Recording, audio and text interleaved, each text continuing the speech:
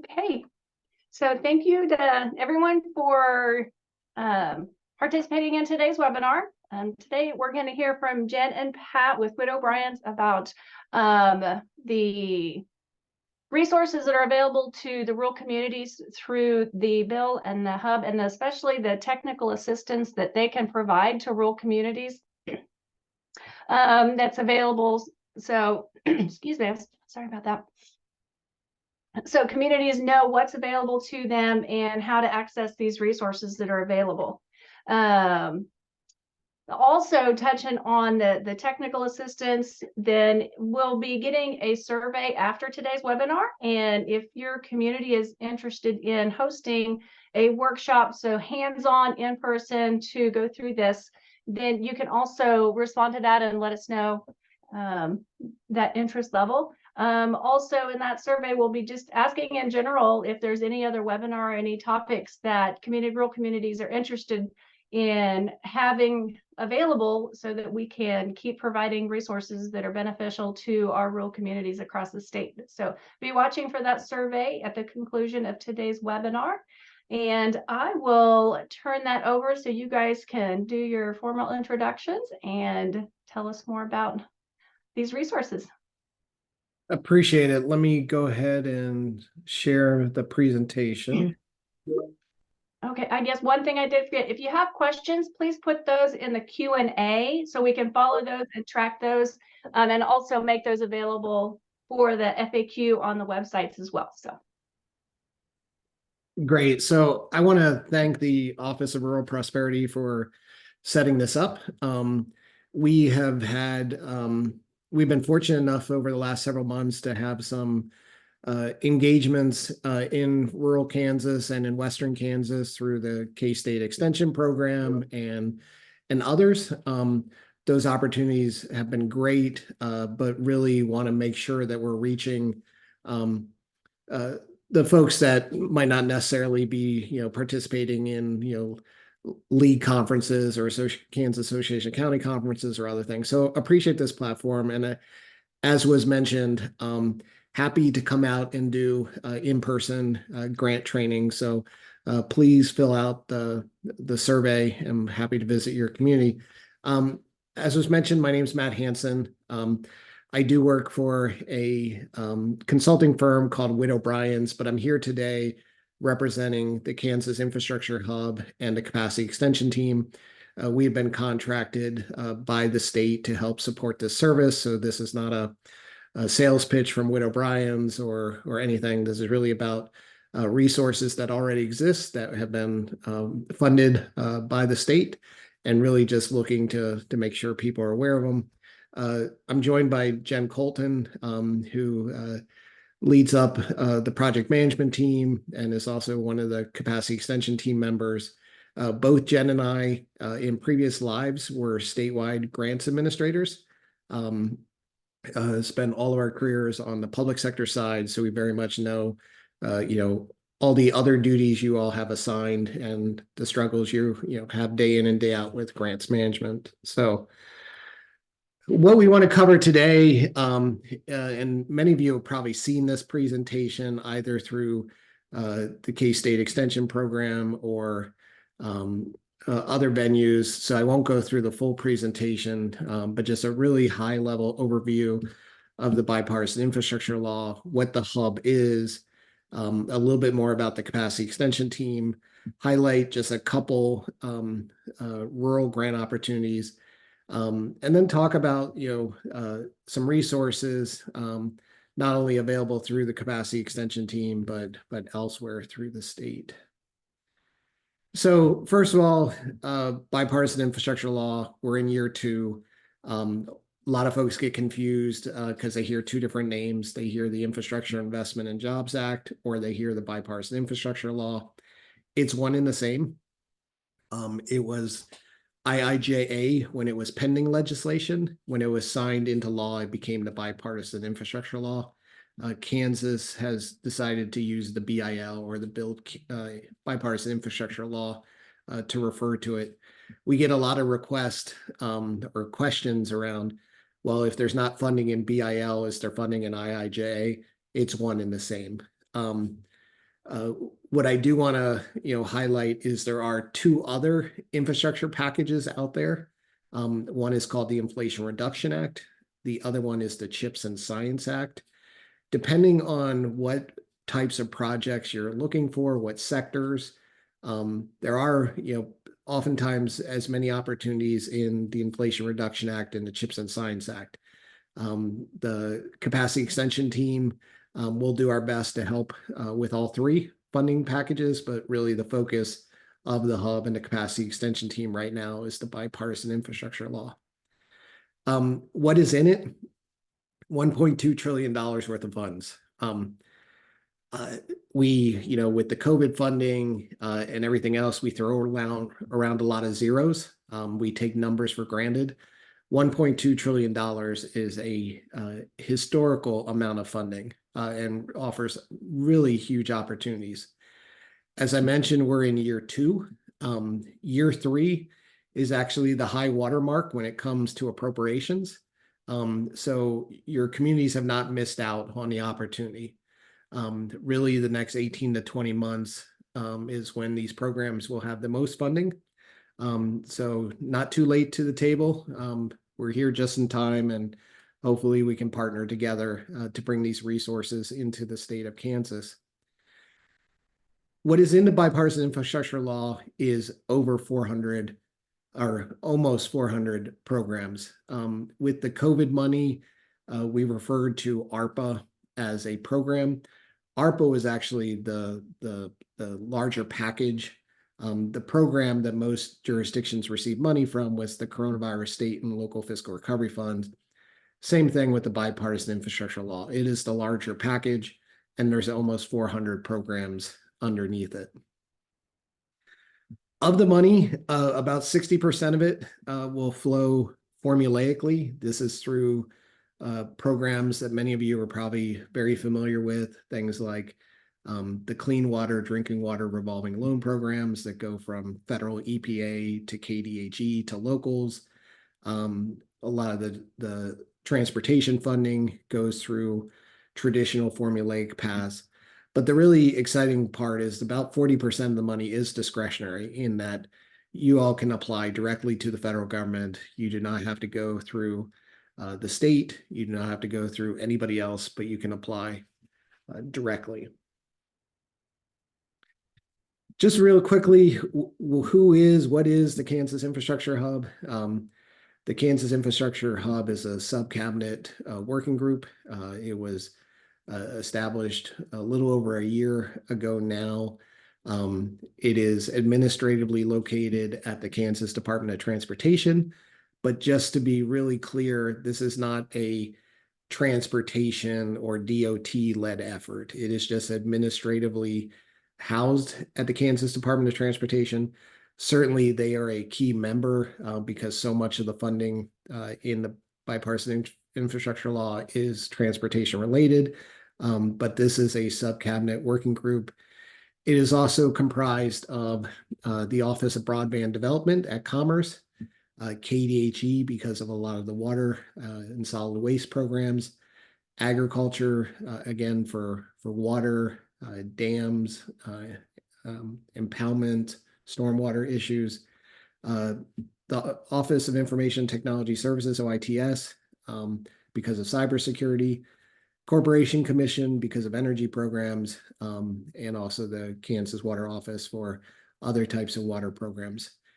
These agencies are actually sit on the hub because they align to the 6 sectors that are included in the bipartisan infrastructure law, but there are certainly others at the state and local levels involved in the hub as well. So what resources does the Kansas Infrastructure Hub have?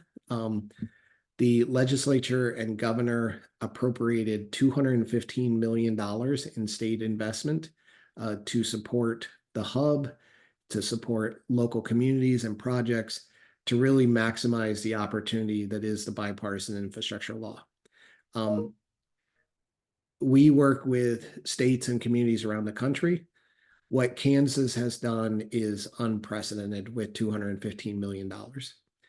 200 million of it is for the Build Kansas Fund, which is a local cost share match leveraging fund. The other 15 million is for the hub itself and for training TA, things like the capacity extension team. Other states have done one or the other. They put some grant training and TA in place, or they provided some match. They have not done both. And when they have put match in place, the matching funds are 10 million, 20 million, nowhere close to the 200 million that Kansas has put in place. So really incredible support, incredible tools that have been put in place. The goal of the $200 million matching fund is to bring in over $1 billion in net new bipartisan infrastructure law funding for Kansas. So not just making sure Kansas gets its fair share of these federal resources, but to really bring in, net new $1 billion. This is outside of the formulaic money that will already come to the state. This is really to maximize the discretionary competitive opportunities that are out there. There is much more available on the Hub's website about how to access the Build Kansas Fund money, the matching fund. I left this slide in just to go over really quickly how the process would work. So the process would be you identify a project, you identify a funding opportunity either on your own or through working with the capacity extension team or your regional planning commission or some other partner. You decide to go after a federal grant. In reviewing the program criteria, you determine there's a match requirement. You figure out what the match amount is. And at that point, you would submit a Build Kansas Fund application. The Build Kansas Fund application should take you all of about 5 to 10 minutes to fill out. If it takes longer than that, please email me directly because we've done something wrong. While you're still working on your federal application, you'll receive a determination that the local match money is available from the Build Kansas Fund. That determination letter you can include in your federal application. Go ahead and submit your federal application, and then we all wait until the federal agency makes a funding decision. Once you receive that commitment letter that the match funding is available, it will sit there for as long as it needs to until you get a funding decision one way or the other from the federal government. So it'll be available for 3 months or 6 months. It'll be available for as long as you need it to be available until you get a funding decision. If you are unsuccessful, that money will be put back into the Build Kansas Fund pot to support other projects. If you are successful, you'll get a grant award, and that match money will be distributed to you so that you can use it in conjunction with your federal grant dollars. Again, a lot more information on the website, but just wanted to go through that at a very high level. The Build Kansas Fund dollars, the local match dollars, are intended to unlock net new discretionary funds from the federal government, but they can be used in certain circumstances with state pass-through dollars. We're seeing a lot of that right now with the 40101D program, the grid resiliency with the Corporation Commission. But please, refer to the website, reach out to the appropriate capacity extension team member if you have questions and to walk through the process. Just a couple important notes. The hub is not selecting projects. So this isn't like the Spark process with the COVID dollars, where projects were being compared against each other, sectors were being compared against each other. If you have a viable project that's going for a federal grant opportunity that has a required match, you will be provided the matching dollars. It's not where we're going to compare community against community or project against project. You only receive the Build Kansas Fund dollars if awarded, ultimately awarded the federal grant. So again, this is not a discretionary pot of money. It's directly aligned to the federal opportunity, and it's match dollars. Everything we're doing with the hub, with the Build Kansas Fund, with the capacity extension team is additive. It's not meant to replace anything. It's not meant to compete with anything.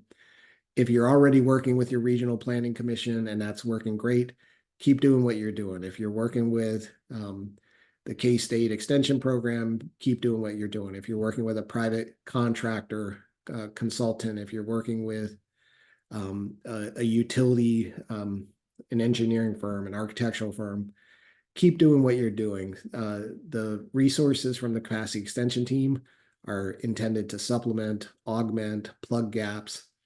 And the matching dollars, the same. They're supposed to augment. If you have already secured the match or you have a ready source of matching funds, please keep doing what you're doing. But if you need additional assistance, if you need matching funds, then these resources are available for you. So the capacity extension team, again, the capacity extension team, we have been contracted to provide grant training and TA resources across the state. We are using the EDDs or the Regional Planning Commission mapping as just a convenient mapping. We are not replacing the regional planning commissions. We're not trying to divert anything away from them. It was just a very convenient existing structure. We have been in communication with the regional planning commissions to let them know, what we're doing, how we're supporting. Some of them work very closely with us, others not so much. But we're here to augment those services. On the map, you'll see the 8 regions. In addition to the 8, we also have an individual who works with the tribal communities to provide them some additional support. Many of the federal grant programs have some unique requirements with tribal communities, and we want to make sure we support them appropriately. There is a region, Region 4, where there is no regional planning commission. In that region, we've been trying to work through chambers of commerce, other economic development organizations, whoever, to get the word out about the resources that are available. This is all on the website, and we will also make the slide deck available afterwards, but these are who the representatives are. They have shifted a little bit. We had a team member who has had some health issues, who we've had to replace on the team, and done some other shifts. If you previously worked with Caitlin or Andrea or some people that are not on this list, don't worry, they're still here, they're still with us. Those emails are being forwarded. We're doing some transition. But here are the current reps. And down at the bottom is my email address. If you ever have trouble getting a response from anybody or need additional information, please reach out to me directly. So really quickly, just wanted to go through a couple BIL opportunities. One of the things we find ourselves having a lot of conversations about is the folks that have very specific needs. They might need an ambulance barn, or they might need renovations to City Hall or something like that. Those are all very real needs. They may or may not align to the Bipartisan Infrastructure Law. There may or may not be a grant opportunity. So we want to just continually highlight some of the opportunities that are out there, that are available, and to get people to think kind of strategically about how they might be able to leverage that. So one that is open, it's been anticipated for a while, there's a lot of interest in it, is the RAISE grants. This is a Rebuilding American Infrastructure with Sustainability and Equity. We are seeing not only with RAISE and reconnecting communities and SAFER and a lot of these traditional transportation programs that had historically fallen under the Tiger Grant program, that they have much larger appropriation. They're making many more grant awards. So there's a lot of opportunity in these programs right now.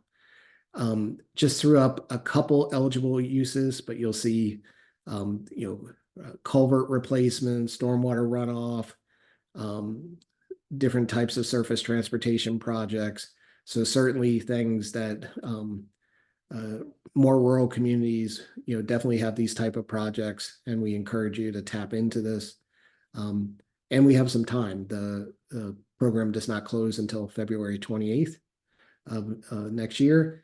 And it's also an annual program. So if for whatever reason you're not in a position for this February, January or February of 25, it will be open again. Next one is the cybersecurity program. A lot of folks have been waiting for the state formula cybersecurity program and those pass-through dollars.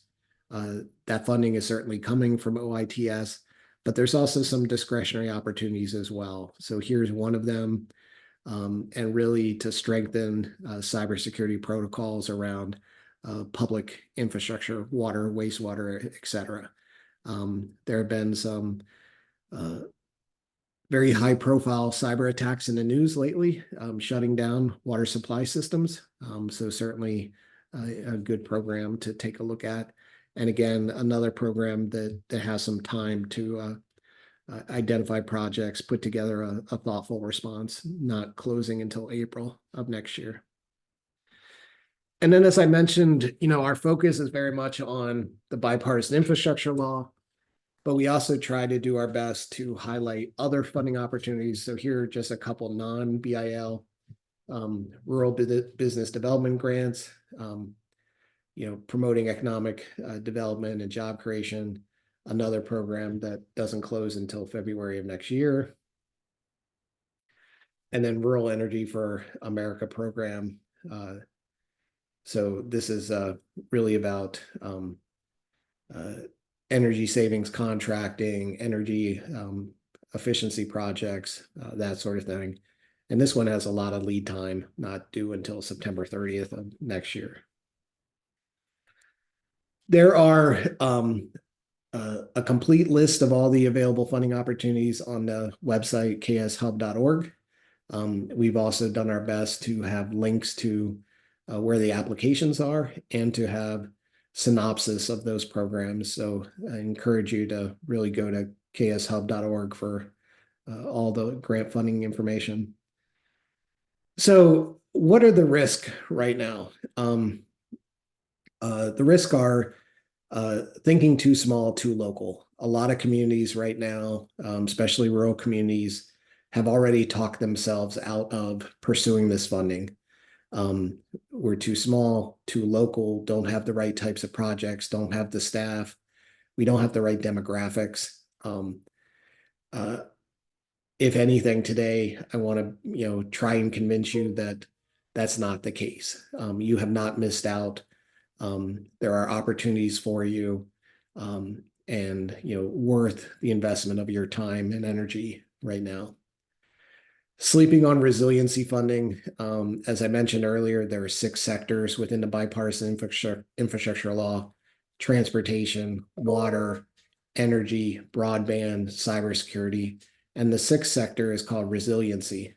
A lot of folks align the resiliency funding with climate change, with the green energy economy, and certainly there's some of that. But the resiliency funding category is also sort of a cross-cutting category that really allows you to build additional capacity, redundancy for your community. So if you're looking at how do we address reoccurring flood situations or damage from straight line windstorms, we have a single fiber line, we have a single bridge in and out that sort of thing. A lot of the grant opportunities that can address that are within the resiliency funding sector. So really take a look at those programs or work with the CET team member to look at those programs. Focusing only on state pass-through dollars, certainly a lot of this money will flow through state agencies, 60%. But the real opportunities right now are in that discretionary to unlock net new dollars for the state. Limiting partnerships, historically you might only work with, the city with the county, or cities and towns with your next door neighbors, or a local utility. Really, now's the time to cast a wide net as possible, to have as many partners, to aggregate need, aggregate projects, to really put together, the most competitive proposals possible. Focusing only on lights on activities, and this is a lot of what the capacity extension team has heard to date. You have very real needs and problems that you're trying to address. Computers that have to be upgraded, HVAC systems at City Hall, those sorts of things. Very real problems. There might not be a grant opportunity currently available to address those things. It might be 6 months from now, 9 months from now, or there might not be a grant opportunity at all in the bipartisan infrastructure law that can address that. But there are other opportunities. So, take a step back, kind of step back to the 10,000 foot level, look at, what other strategic opportunities there are. And there might be, the ability to take care of lights on issues with something programmatic. So we need to, rewire City Hall. It needs new electrical transformer, electrical panel, that sort of thing. There might not be a grant for that. But if we do something around EV charging in front of City Hall, that project could pay for rewiring the City Hall, putting a new electrical panel, that sort of thing. So really need to kind of take a step back and look at these things from different angles and be a little strategic. And then the thing that I'm most worried about is, kicking the can down the road. What the state of Kansas has put in place is really unprecedented. It's really built on the work that so many people have done through the universities, through regional planning commissions, through other groups to sort of set the foundation. To have $200 million in matching funds and grant training and TA resources available is really unprecedented. And, to kick the can down the road and not focus on this right now is a huge mistake. And for me, one of the worst things would be a year from now, 2 years from now, there's still $200 million sitting in the matching fund, and the legislature being, well, you advocated for this, you said you needed it, nobody used it, and we would never have the opportunity to go back again and to advocate for these resources. So, really the next 18 to 20 months, year 3 of the bipartisan infrastructure law, high watermark from the appropriations level, along with the matching funds from the Build Kansas Fund, we're really in the sweet spot of the opportunity right now. So what is the opportunity? So this just happened. So yesterday, the U.S. Department of Transportation announced the Safe Streets for All grants. It was a record number of grant awards made across the country. The bipartisan infrastructure law doubled the appropriation for the program. In the state of Kansas alone, there were 23 grant awards issued for over $7 million in funding. That is unreal for the state of Kansas. Historically, 8 to 10, maybe 12 grant awards, but to have 23 separate grant awards made from the Safe Streets for All program is just mind-boggling. So this shows you kind of, the environment we're in right now, and the opportunities. And while certainly, there's some of the usual suspects in Johnson County and Wichita. You will also see some others throughout the state that were able to secure funding. So this is really the opportunity that's in front of us right now. So I'm not going to go through these at a super detailed level, but I want to just sort of highlight things you should be doing as an organization or doing with a partner, whether that's with the regional planning commissions or the member of the capacity extension team or whoever you're working with. So right now, if you haven't already done it, need to do it. Kind of an honest self-assessment. What is your organization set up to be successful? Do you have somebody who has experience with grants, even if they're not a full-time grant administrator? Do you have a consultant you've been working with? Do you have a technology partner, an engineering partner? If you were to get a grant, would you be able to manage it? Is there somebody in accounting who can track the invoices and payments? And do you have an accounting system? Do you have internal controls?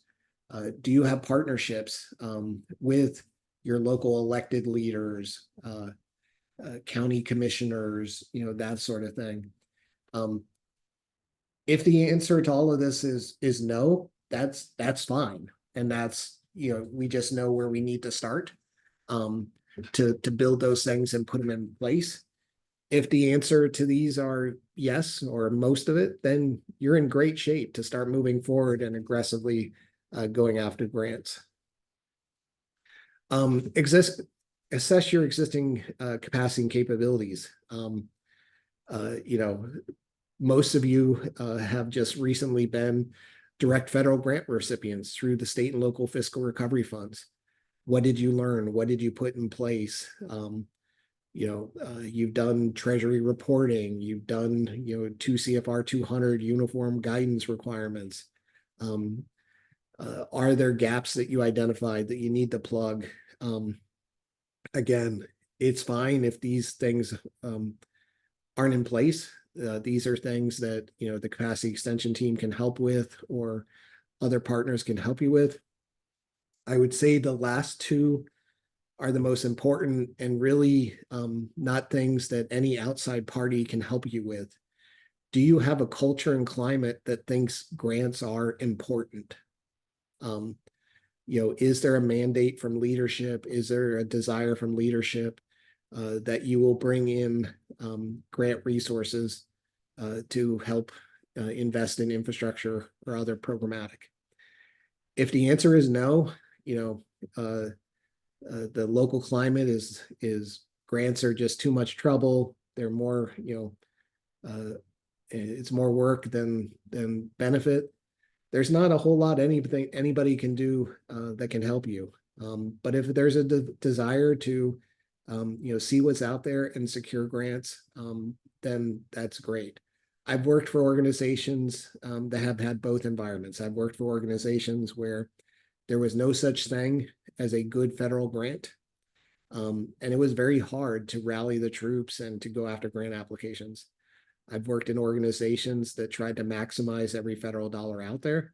And it really, opened a lot of doors and a lot of opportunities for me. The other item here, engagements and partnership. You really can't do this alone. Your project, while it might be critically important to you, is probably not of a scale large enough to be competitive at the federal level. So it's really going to take, cities and towns working with other cities and towns working with the county, putting together, regional programs, partnerships. So if your organization doesn't historically or hasn't traditionally worked with other organizations, other communities, that's an area you really need to devote some time and energy into. Build internal capacity. That is one of the things we hope comes out of the whole Build Kansas Fund. So yes, we want to leverage $1 billion in net new federal dollars for the state of Kansas. Bipartisan infrastructure law is a 5-year opportunity. We're in year 2. We don't want this to just be a one-time activity. So while we're all working together, regional planning commissions, extension programs, other stakeholders, the capacity extension team, we really want to use this as the opportunity to build systemic, long-lasting capacity within communities across the state of Kansas. So while we're doing this together, working on identifying projects, putting grant applications together, managing grant applications or grant awards, at the same time, we want to be working on building capacity, making sure all the stuff, all the policies, procedures, internal controls, everything is in place so that 3 years from now, 5 years from now, 7 years from now, you're set up for success to not only pursue grants, but then manage them long term.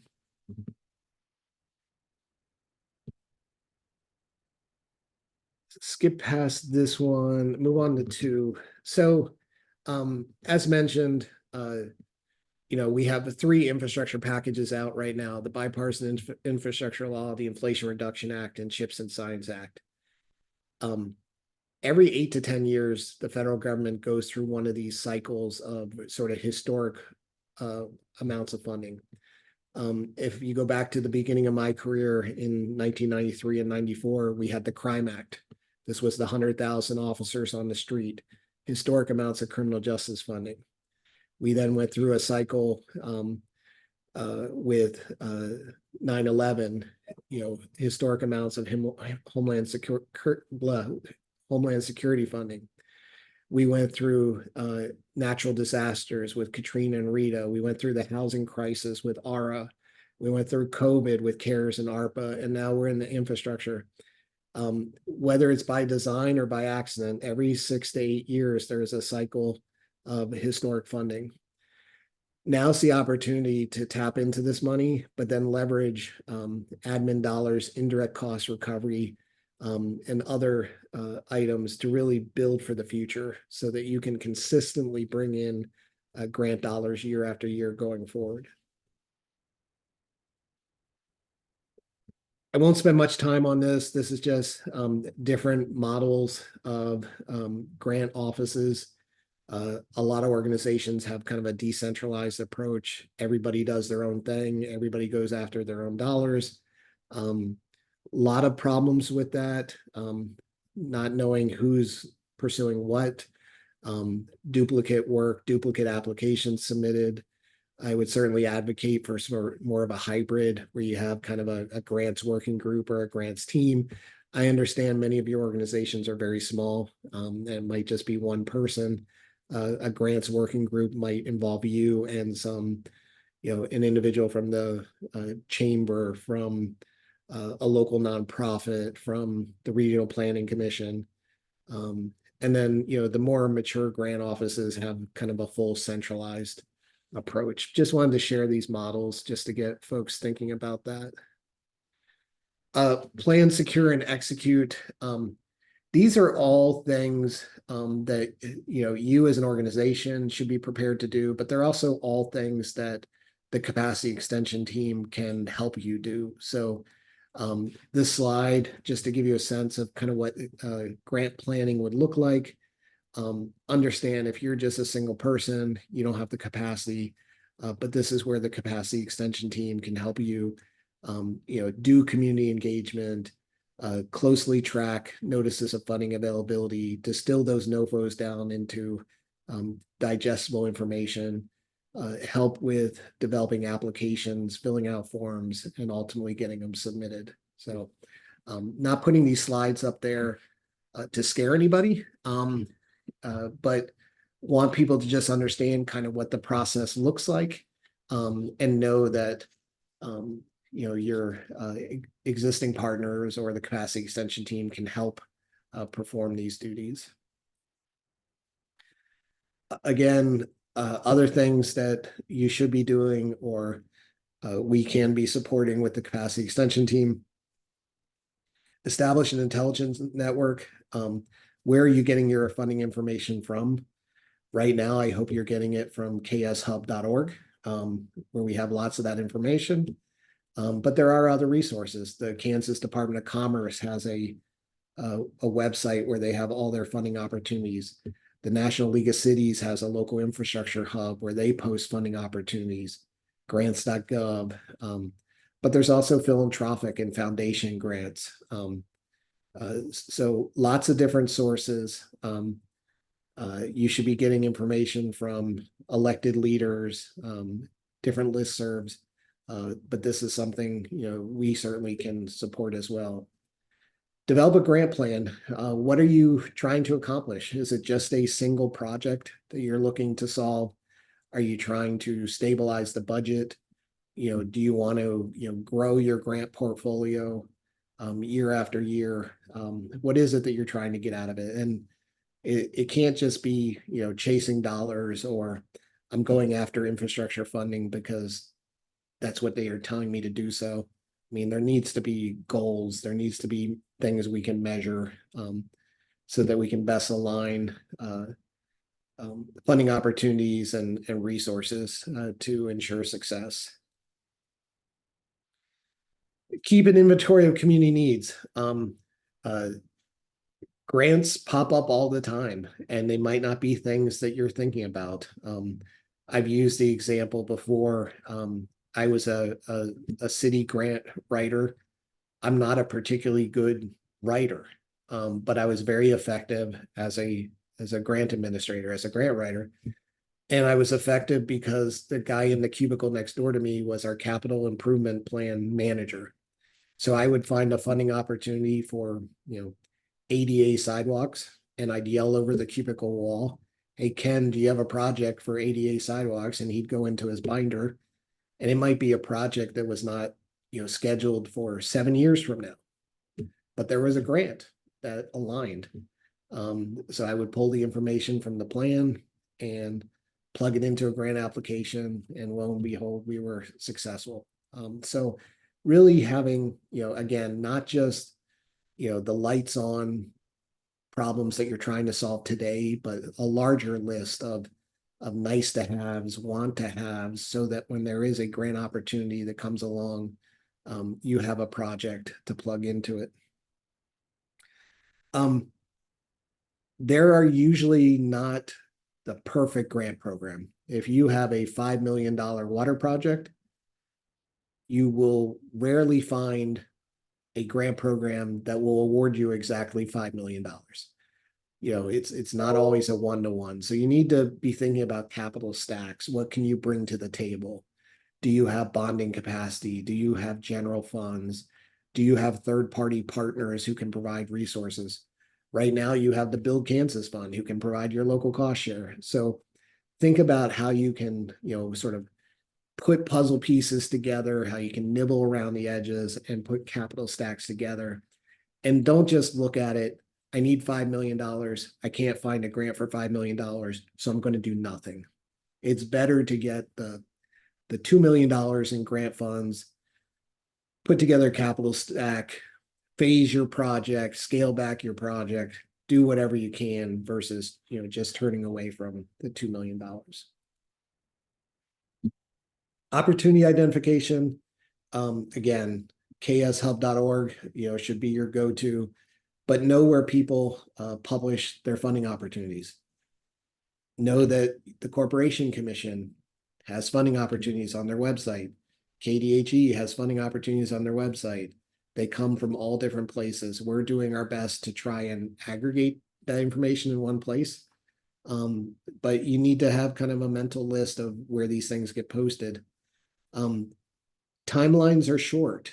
If you have 90 days, with like we saw with some of those February opportunities, that's a luxury. Usually you have 30 to 60 days. So be prepared to act, have projects ready to go, have a lot of the basics for the projects already queued up, budgets, timeline, partners, that sort of thing. Track grantors' funding rhythm. If you miss it this year, they'll come out next year about the same time. look at the types of projects they're funding with the Safe Streets for All. We now know, 23 examples of projects that were funded in Kansas, and we can emulate that for next year because we know those are things that the funder is interested in funding. And then consider technology where it makes sense. We certainly have, with the capacity extension team, have some tools we can use on your behalf and are happy to do that. Decision criteria, have a go, no go process. There are grants that are bad grants. There are grants that are not worth their effort. You will spend more time chasing them than benefit from them, or will cause you to incur cost long after the grant is over. So have a criteria. Don't just chase all grants. Know who is making the final go, no go decision, and really be strategic through that process. Again, I don't want to scare anybody. I just want to sort of, identify kind of what the process would look like. Again, this is stuff all the capacity extension team can help you with. I wanted to get to this. So this is a sample of a grant pursuance matrix. If you're trying to think of how you sort of do a go, no go process, here's an example. A 4-box.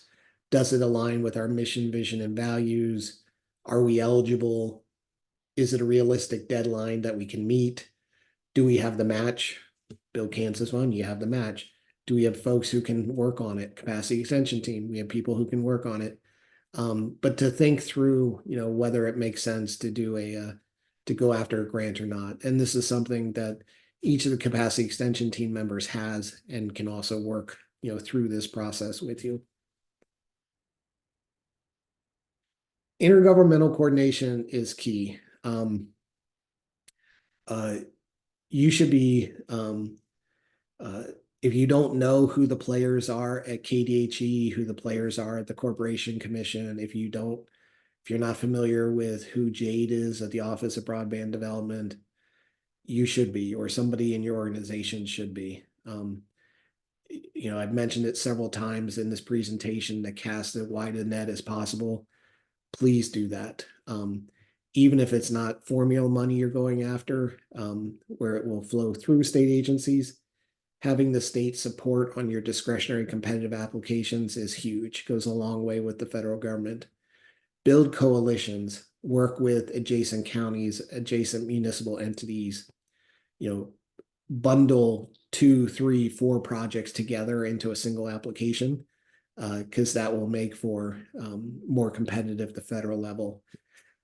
Historically, I think when people think about grants, they think about if I make my project smaller, if I ask for less money, it'll be more competitive. The funder won't, giving me 500,000, the funder won't care versus if I ask for 5 million.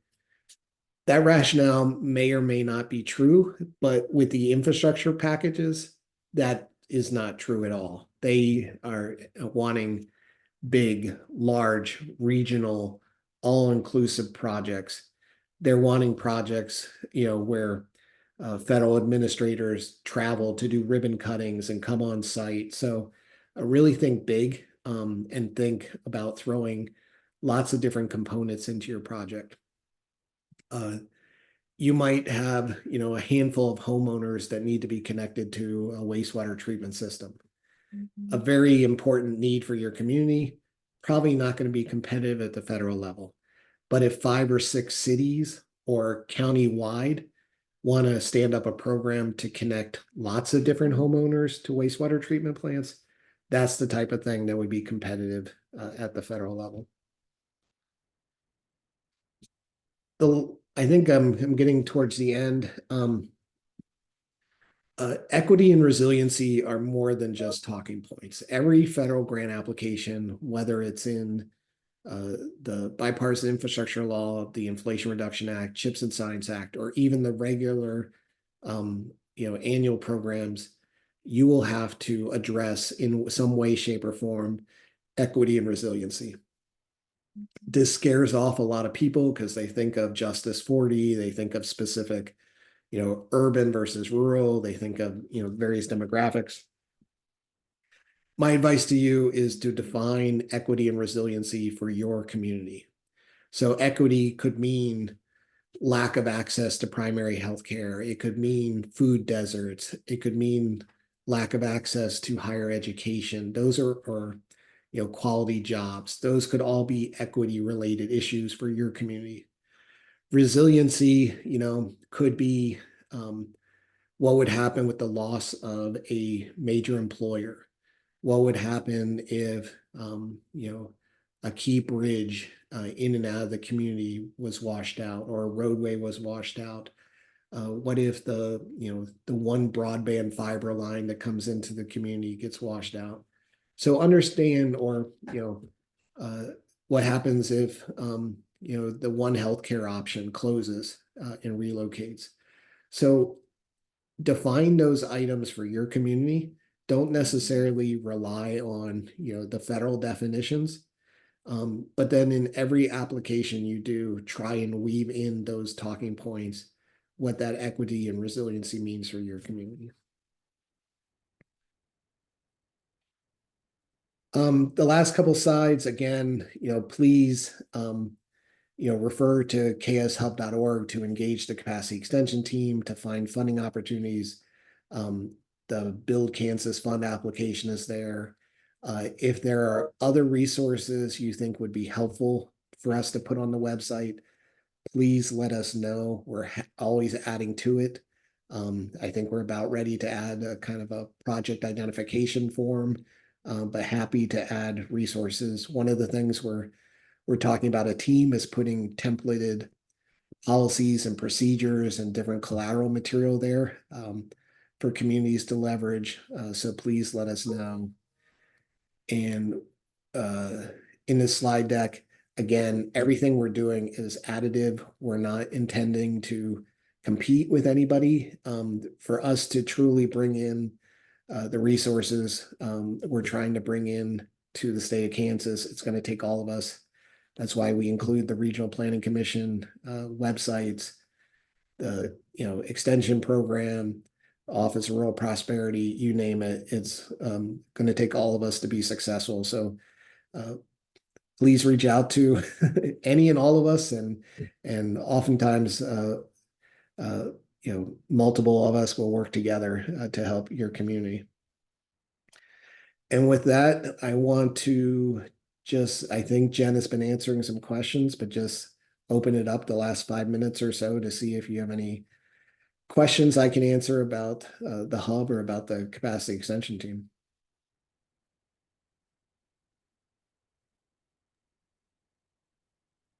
There was one question, and Jen put an answer, but I'll let you answer it live as well. Earlier you had said that match money is for federal grants. Can the match money be used for Kansas USDA grants or state grants too? The Build Kansas Fund, as it currently exists through legislation, can only be used with programs that are part of the Bipartisan Infrastructure Law. Those programs can either be direct, like the RAISE grants, or they could be pass-through opportunities like we see right now with the 401(d). But the key is it has to be part of the Bipartisan Infrastructure Law. So some of those USDA programs fall outside of that. There is some discussion about in the next legislative session, opening up, so that the Build Kansas Fund could be used with Inflation Reduction Act and some of the other programs. But as it stands right now, it's only things associated with the Bipartisan Infrastructure Law. Okay. And if anyone else has any questions, just drop them in the Q&A. That would be great. But a lot of really good information. I mean, even just for grants as a whole. So that's really, really good. And especially with our ORP audience, we do have just a lot of rural areas where we've got a lot of volunteers that are doing the work. So if they kind of have an idea of something that they've been needing, do they just is a good place to start just reaching out to your team then, or do they need to connect with the city or one of those organizations first, or what would their first step be? First step, reach out to the capacity extension team member for the region, or reach out to Jen or I directly, and we'll get them connected. We'll certainly try to loop in the city or county or chamber of commerce, whatever, so that we're not duplicating effort or working at for different working in different directions. But yeah, reach out and we'll figure out where to go next.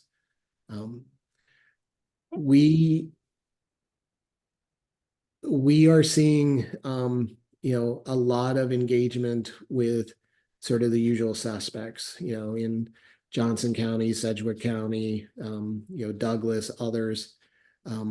Certainly, they have needs, they have projects, that sort of thing. But the goal of the Kansas Infrastructure Hub and the capacity extension team was to make sure we were serving all communities across, all regions of the state.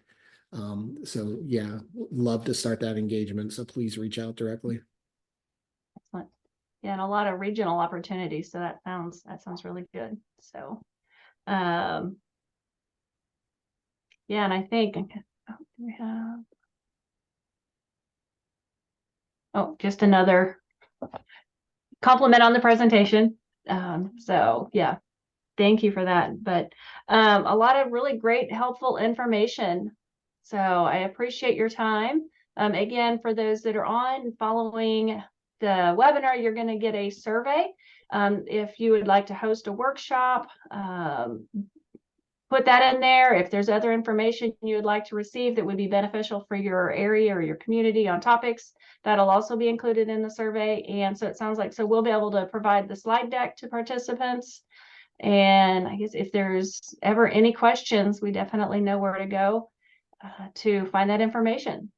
So thank you very much, Matt, Jen, for hosting this. And yes, we will provide the presentation that was just in there. So we will. As well as this is being recorded. So we will have that on our website, and I'll send a link to that when that is completed. So thank you very much again. Thank you. I appreciate the opportunity. For having us. All right. Have a good afternoon. Bye-bye. You too. Bye.